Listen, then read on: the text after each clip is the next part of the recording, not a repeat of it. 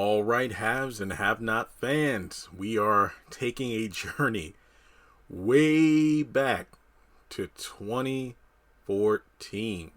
I'm going back to WordPress.com, a website I haven't opened in quite some time, and I wanted to take this trip down memory lane to go back all the way to my first haves and have-nots related blog. Now, remember, up until this point, I had only been talking about the show on Twitter.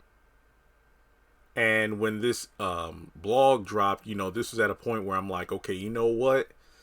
Twitter only had like 140 characters or however many, characters were the default at that time. Nowadays I could write dissertations on there if you have the, verified check and you pay for Twitter Blue. But this was the first theory, and if you've been on the channel long enough, you know that Tinka Sumter in part was the reason why I started the blog, because of the fact that Twitter wasn't, allowing me to get all of my thoughts out there in one place. I had to put out like 30 tweets if I wanted to talk about everything that was going through my mind.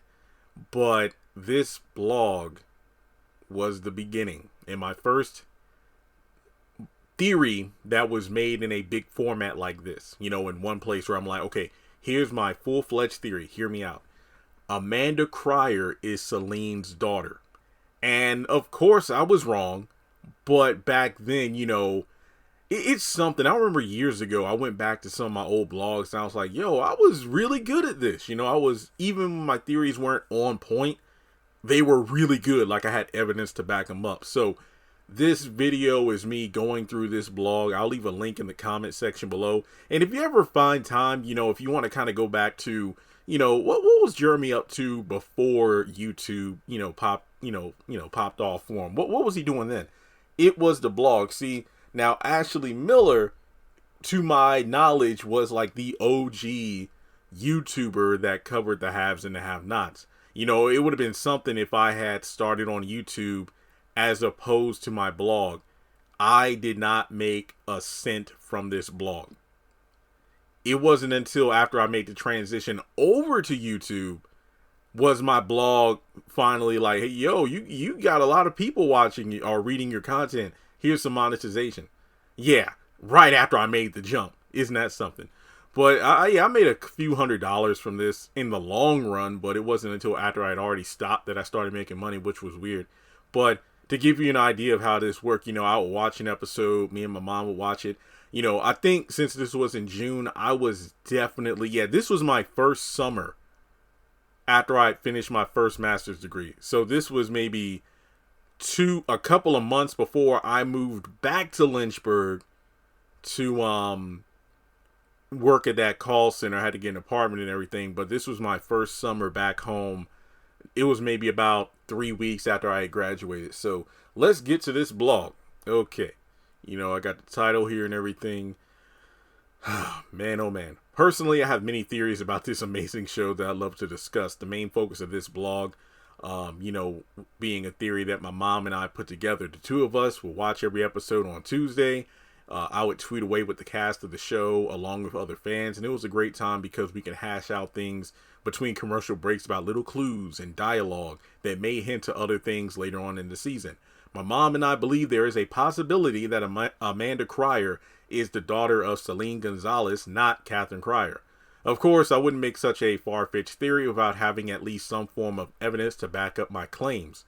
Now, in season 2, which I guess technically is season 1B, but we call it season 2 because that's how it was aired on the OWN network. My mom noticed this during season 2. It all started for us noticing that Celine was given not only a paycheck for working at the Cryer estate, but Jim also gives her an unknown amount of money each month. We know that these two had some sort of courtship or affair at some point prior to when the series began. Catherine has listed Candace as number 9 in Jim's long list of mistresses. In season 2, she calls out Celine as 4. And we also learned that Catherine not only keeps her around just so Jim can have a constant reminder of his cheating ways, by having her walking around the house, but also as a sense of, just the smugness of Catherine Cryer. Something else that is interesting was the confrontation that the two have in the episode Family Issues. It turns out that despite Catherine threatening to fire Celine, she knows better than to do so, because Celine knows far too much about the Crier family to just let her go out there and cause so much damage to their reputation. We know that the affair with Jim was something that was pretty much wrote off as something to comfort him when he was having trouble in his marriage. Celine mentions that they had long talks about how awful Catherine was and that it eventually led to this fling. Despite saying that he loved her, Jim claims that he only said that to have sex with Celine. It was just a lie. So we established that these two had an affair behind Catherine's back, but it turns out that she eventually knew about it. And it was the fourth one that Jim had, hence why Celine was number 4. So, with that being said, let's look at both Celine and Amanda to see how this story holds up. So, I had pictures of them side by side, and I'm like, well, there are some similarities, maybe things like the skin tone, facial structure, appearance, the hair. Don't they look somewhat similar? Now, something else I wanted to mention is that the haves seem to mirror the have-nots in more ways than one. The major difference between the Young family and the Crier family, are their morals. Despite not having a lot of money, the Young family has a lot of soul. The Crier family, on the other hand, seems to have the mentality of get what you want at all cost, though Candace Young seems to live by that policy as well. I've always felt that whatever happens in the Crier family happens to the Young family and vice versa at some point in the series or even at the same time. Let's break it down.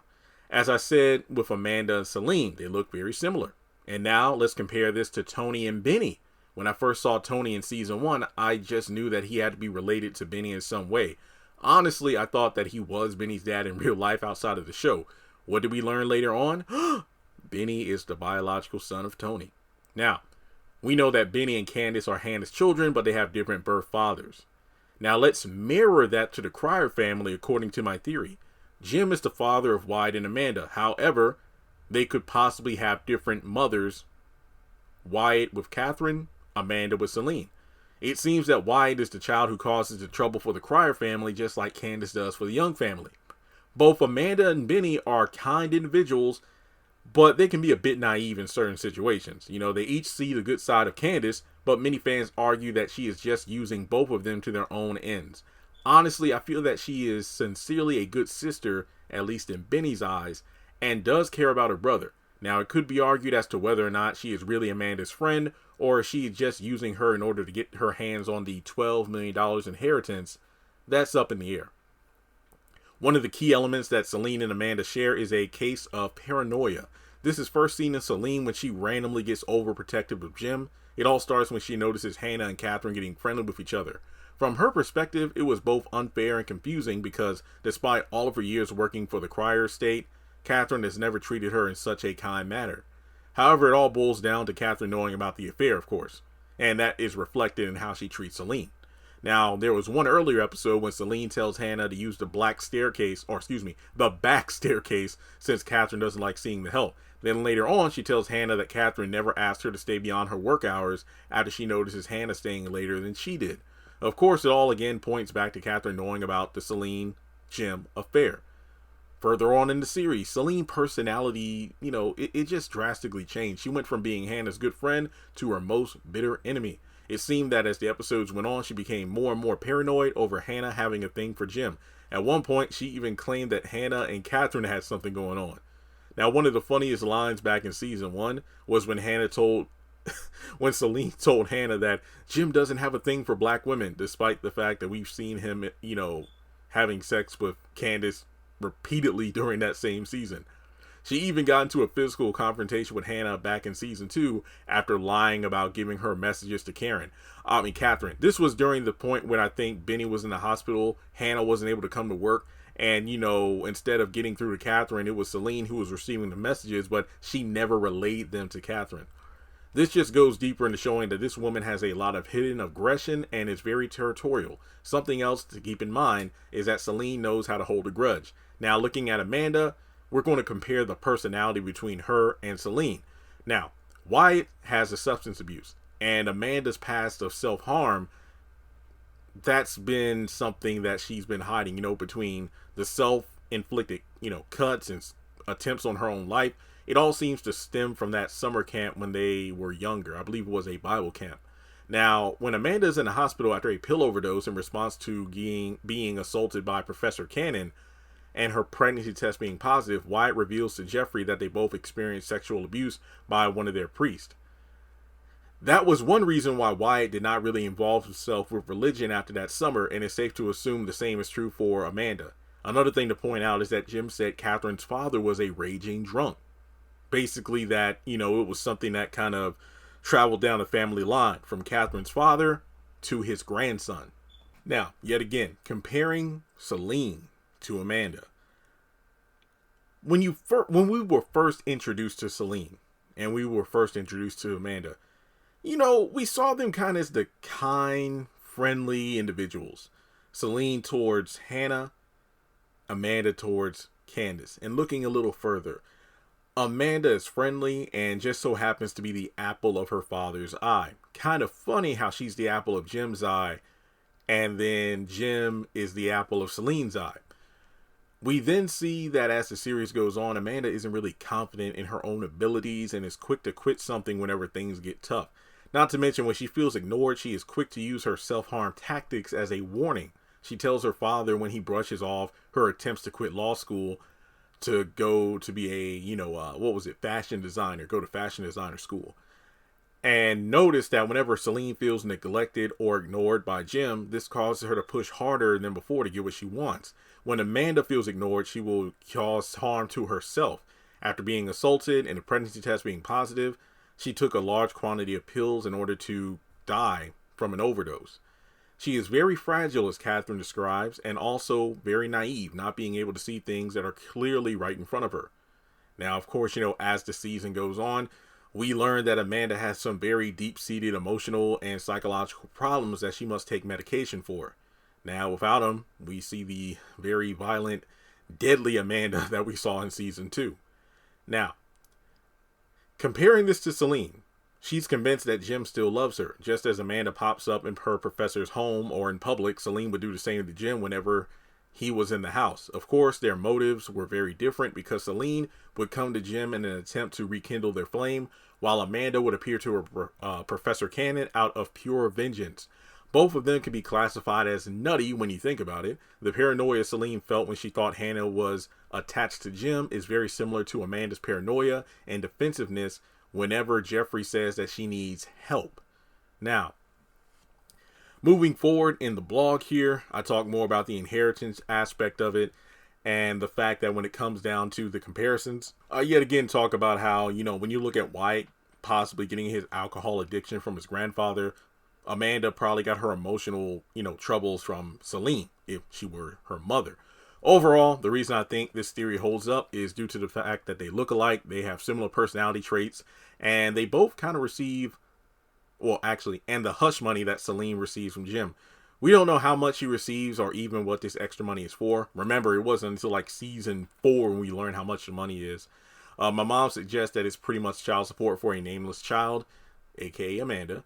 And now you might be wondering, since Amanda is really the daughter of Jim and Celine instead of Jim and Catherine, why in the world would she be treated as Catherine's daughter? It all points back to how much Catherine values the reputation of the family name. Can you imagine how damaging it would be to the Cryer Hardgrave name if the respectable Judge Jim Cryer had an outside baby with his maid? You would think it was the Arnold Schwarzenegger scandal all over again. And it's kind of interesting because, Schwarzenegger was the governor of California while Jim is running for governor of Georgia. Ain't it funny how it seems that the show is mirroring things in real life? Now, that was pretty much the end of the blog. And looking back, it was a solid theory. I mean, I was wrong, but it was a solid theory. And like I said, I wrote dozens, if not well over 100 of blog theories, either reviewing episodes or going into details about character dynamics and other theories about certain things like, who's going to die. I think the next blog I'm going to review is quite possibly the biggest blog I did about the haves and the have-nots. This was when the Malones dragged Candace out to the middle of the woods and shot her. And I'm like, looking back, that would have been the video that would have made me blow up. if I had been doing YouTube at the time, I feel like this video would have been the video that would have had me going, okay, yeah, I'm big now. But no. So that was it. What did you think of the video? Like I said, go check out the blogs if you have the spare time. It really was a fun time to revisit something that I wrote so long ago, and it was well put together. So with that being said, like and subscribe, follow me on social media, and let me know what other haves and have not content you would like me to cover on the channel.